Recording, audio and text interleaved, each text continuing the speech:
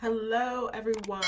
I got really excited about this topic because why not? Like, who doesn't want to create the agency that they absolutely love? Just to be with you guys today and to talk about this topic because I feel that I have an agency that I absolutely love. I feel like it took a while to get there because the expectations was obviously so much different than what I thought when I actually got started. And so I want to talk to you guys about that. So let's get into it. All right. So when we're talking about creating an agency that we love, I find, like, I guess I want to start with what I see, what I hear from providers, what I see from people who are current providers. Not all, but some, right? And the reason why I'm actually doing this is I receive a lot of DMs where people aren't necessarily saying, like, providers aren't necessarily saying that they don't like their agency. That's not what it is. But they are out of alignment and they are not in love with what they are doing in the agency that they have. And I want to talk to, like, a couple of the main reasons why. So we come into this business and we want to make impact. So they're making an impact, right? That's their intention, and that intention is great and pure and good. And like that's why we start this business, right? Some people don't. Some people start it for other reasons, but if you're here in my world, I always talk about starting it to make impact. And these providers that I talk to via email or DM, they are starting their business, their agency for the right reason. But the thing is that most times they become unhappy or resentful at their agency because it's not producing the results that they want, that they thought they were going to get. And part of it has to do with unrealistic expectations when starting their business, right? And that can look like a variety of different things. That can look like the type of clients that they wanted to serve, the type of money that they were going to make, the type of time freedom that they thought they were going to have. All of these different things can go into play, and we can kind of go down a giant rabbit hole with that, which I'm not going to do, not here in this particular live. But I do know that those are the main reasons, and those are the things that I hear time and time again when providers who are current email me, respond to an email that I send, or they're sending me a DM asking for help with some of the things. And most of the things that they're asking for help with is marketing, right? They feel like they're not getting the right clients. Their beds, they have so many vacancies. Their just expectations were not met upon opening their agency. And that was a lot of hard work to get that going. So you can imagine that disappointment when they aren't making that income that they wanted or the impact that they wanted, which is income also, right? Another thing that I hear from a lot of providers and that I felt myself, so I'm talking about myself also, is that I did not have the support that I wanted or desired. And so it was really hard to stay positive and really keep that, it was really hard to stay positive and be excited about a business when you felt burnt out from providing the care because you didn't have the support with a care team and then running the back end operations of the business also. It can be really hard. It can be really, really, really taxing. So that part with support is hard. And then like not having the freedom that they wanted to have with starting the business, the time freedom, financial freedom, all of that. And so when I look at an agency, my agency, and why I love it and how I turned that around for myself and created the agency that I love, I kind of looked at some different areas. Okay. So I have some notes. I'm going to go through them. So making sure that I had that freedom of time, I had that support on the front end with the care, the back end with the administration. A lot of people don't realize how much work goes into the administration. And I want to make sure that I'm being as transparent as possible with that, because it is a lot of work. And there's a lot of people that are not doing their back end operation correctly. It's harder to do it correctly, right? It's harder to do it correctly. And so they don't have the energy or time or whatever it is to provide the care up front and to have that back end running super smooth and have that support. So for me, when I look at what I did to have a agency that I love and that I've loved for years, there are several key pieces, and I don't think I've ever explained it in this way, but there are several key pieces that had to be in place for me and that I had to put in place and realize so that I can create this, because I was sick and tired of it. You know, the feeling of being burned out. The money thing, my agency has always been really good financially. And so I've been able to strategically do that, right? And so the financial piece really wasn't it. For me, it was more of the support on the front end and the back end, and the freedom of time, the freedom of, you know, not necessarily financial freedom for me, because like I said, financially we have always been really good, and I've always like structured that in a really good way. But it was more of like, for me, like the back end support and all of that. But I want to go over some elements that I had to really implement. And like I said, I never explained it in this way, so I'm going to go ahead and do that. So there's 6 elements that I really had to put in place to kind of pivot from just having an agency, right, and serving and making impact, to then loving the agency that I have, like loving it. I'm so proud of it. I'm proud of the team that I have. I'm so honored to serve the residents in my care. I'm so proud to, again, have the team that I have, that they believe in me and that they're sticking with me and that they have the mission and they have the same goals that I have.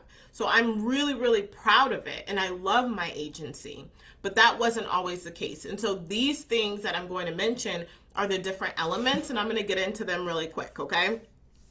So 1, having the desire to make impact. And I know I say this a lot, but it's important to go back to that, of why you're doing it, and to really understand that, because when things get hard and when things get like unbearable, like you don't want to deal with them, yada, yada, or you're just wanting to tap out, because running an agency is not the most easiest thing. Once everything's dialed in, it's a lot smoother, I promise you. But having that why and that reason for making the impact is really going to carry you from that startup phase and beyond. And so we're talking right now, we're not talking about the startup, we're talking about the beyond part, right? The sustainability and continuing on with your agency and thriving. So, and then the second thing is making sure that you have, or for me, it was really making sure that I had the correct foundations. And again, I'm not talking about solely with startup. I'm talking about the beyond piece, right? I'm talking about for current providers. Some of the things that you might not think of as foundational are your back end. How does everything run? Your systems that you have in place for onboarding clients, onboarding employees, just communication with families, like all of these things, communication with social workers, care coordinators, all of the back end stuff that we think about with administration, like having that on a really good solid foundation was something that I had to get in line and really work through, because it was almost like chaos all the time. Does that make sense? So again, your back end systems, your front end systems, the financials, like are you running your numbers monthly? Do you know where you're at?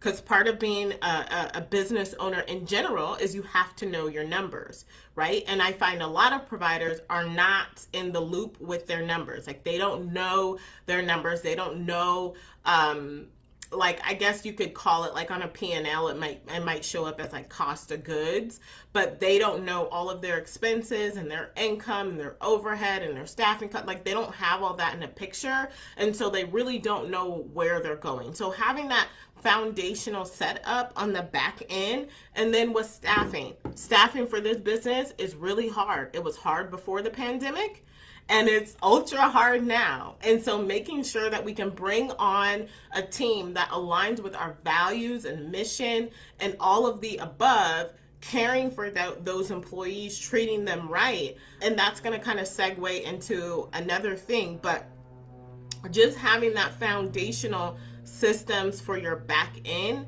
like, set up, right? And I see a lot of smaller agencies, like, they don't have an HR, they don't have all of these different things that they should have in place, whether it's super small or super big. Like, they need to still have that in place because we are a business, right? So the third piece of that is marketing. When I first started out with marketing was just kind of something that I did. I didn't have an exact plan with it. I was just doing anything and everything. I didn't know my ideal client. I didn't necessarily know who placed my ideal client. I didn't know all of those things. And if I did, I didn't have a system in place to be able to effectively market. And so I wasn't always thinking about, how I'm going to get the next client, how I'm going to fill this program, how I'm going to do this thing. And that's what a lot of the DMs, they start out, or emails or correspondence, whatever you want to say, with me talking back and forth with current providers, is that they struggle with the marketing. And then, like, this is the thing they come to me with, and then I unravel it, and it's all of this other stuff. So for me, I had to kind of figure out, like, what am I going to do with my marketing? How am I going to market? How am I going to position myself in the marketplace so that I stand out? And then what systems that I'm going to do. And when I figured all of that out and I did it consistently, it just, so much more relief came to me. And I knew that if I had a vacancy in my homes, programs, or services, I knew the action steps that I needed to take to get that filled. And also, if I was going to add on a new service, I knew the process to go ahead and start marketing so I can have people coming into those programs and services. I hope that makes sense. And when you have that on your back end system, and you know what it is and you know what you're doing, it alleviates so much stress off of you from trying to having to, like, figure it out all the time. So that's number 3. Number 4 is going to go back to staffing, right? And just having respected leadership amongst your care team, period. There have been a lot of trial and error with me and Andre, because I have a business partner, with employees and retention. And there is this, I don't know how I need to put it. I kind of came into this world, and he has his strengths and I have mine, and I kind of just let him deal with the employees and all of that stuff. And I really wasn't involved in it because he had more experience in it than me. And I think that as a partnership, that's a really good thing. You both bring skill sets to the table. But what I didn't understand and realize was, when you are a boss, a leader, any of that, there has to be this kind of like you have to be able to relate to people. And although he had his strength and he's ex-military and all of that, like, I really brought that piece with compassion and empathy and all of that to the management piece. And so when I realized, like, yes, I am going to have to learn how to manage. I am going to have to learn how to lead a team. I am going to have to do that. And I had some experience, but I would say he had more. It was a situation to where I had to sharpen that skill and relate to my staff so that we did start to build a company culture. And that's part of that leadership. A lot of agencies do not have a company culture. They don't. It's either I would say that they are small and they just kind of let their staff do whatever, or it's more of a bigger agency and they do have a company culture, but again, it's on a bigger scale. But I haven't really seen an in between, right? And when I say a smaller agency, I'm saying anybody under 30 clients, right? And when I'm saying a bigger agency, you're looking at 30 or more clients. So that's kind of the context I'm looking at. And so these bigger agencies, yeah, they have company culture. They have built-in leadership. They have layers of supervision. And when you're a smaller agency, you just don't have that. And so we had to, for me specifically, I had to kind of create that as a leader. And I had to kind of create that company culture. And when I did, that was a shift. Again, that contributed to creating an agency that I love. These are all like components, like codes, like unlocking this piece that I had to learn to create that agency that I have now that I absolutely love. The fifth thing is customer service. I see this so often. I shit you not. I see this so often that providers, and this is not even just with providers, right? Current providers. This is kind of like across the board of business. And then I'll talk about like specifically providers. There is a loss of customer service in our world.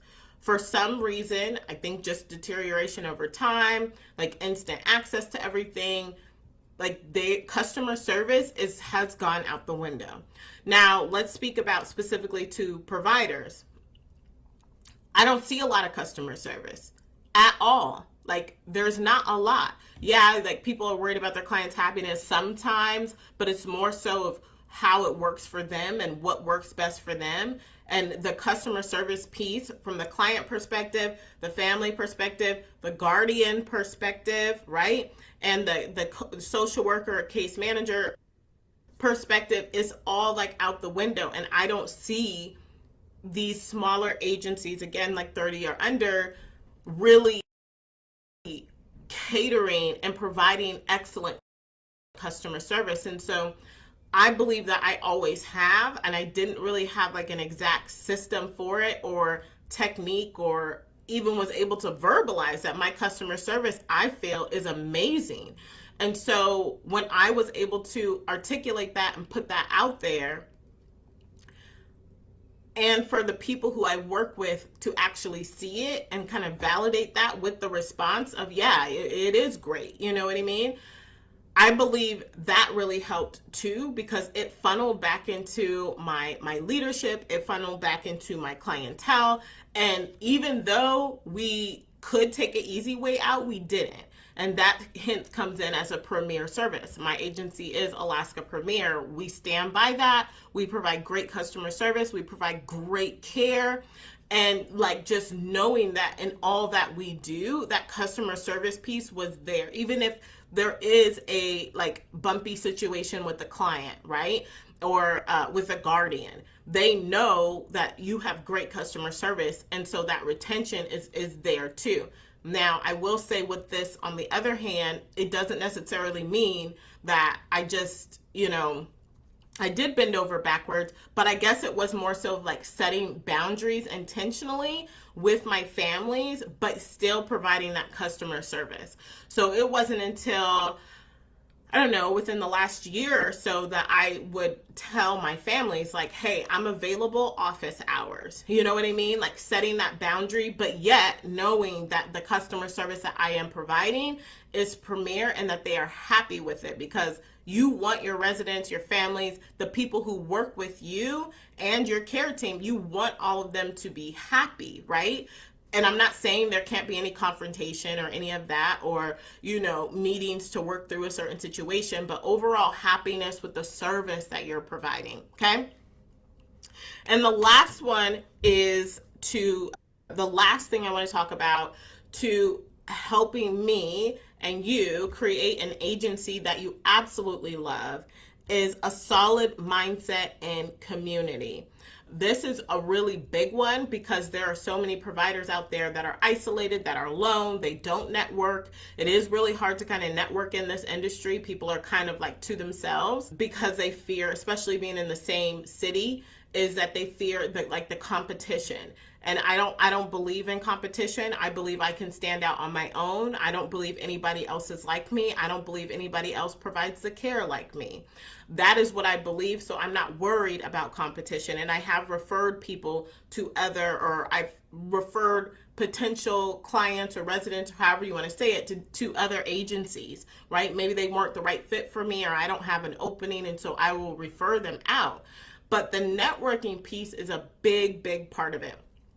And for me, I've been so fortunate to have a business partner, to have somebody to like the internal network with, because I have a business partner. So I'm always able to bounce something off of him, right? I'm always able to talk and collaborate, right? We might not be able to do that with everybody because not everybody wants to network. And I have a mentor here, and I have good relationships with care coordinators and some other agencies, right? But the fact that I'm able to network and keep a solid mindset is paramount when you are struggling, or you don't like the way something's going, or you're having problems with some of your staff, or things just aren't meshing right, or you're having an issue with the client, right? Or you're thinking about growing and scaling, and you're wanting to do that in a super strategic way.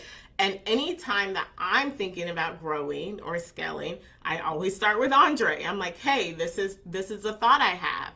And with him, he's always kind of reluctant until I write out all the numbers. I show him how it's going to work. And then from there, I kind of start with my market research with, care coordinators or different agencies, or I check with my mentor and I'm like, hey, what do you think about this? What are your thoughts on this? What is your experience with this?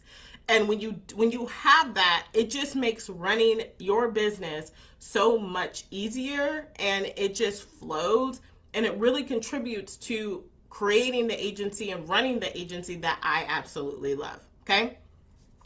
So that's pretty much it. I know that was maybe a lot. Hopefully it registered with some of you guys. I hope that you're able to take from it what you will. If you have an agency and you're not hitting the numbers that you want, you don't have the residents that you want, the numbers are not adding up to you, or you're kind of in this kind of resentful stage, you don't know what's going on, or you want to improve it, you want to make a plan to make your agency better and to recreate this agency so that you do actually love it, send me a DM. I'd love to chat with you. I'd love to see if I can support you in any way so that you do have that. Part of making impact is making income.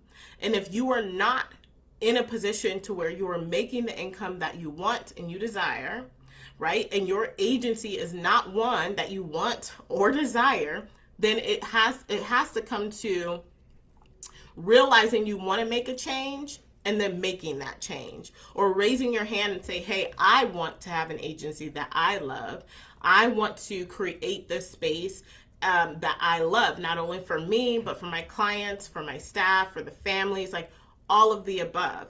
So I just wanted to kind of come to you guys today, and this was just kind of on my heart. And I always try to share from a place that's like super authentic and things that I may be going through or I have gone through, because I just, I think it can be helpful for some of you.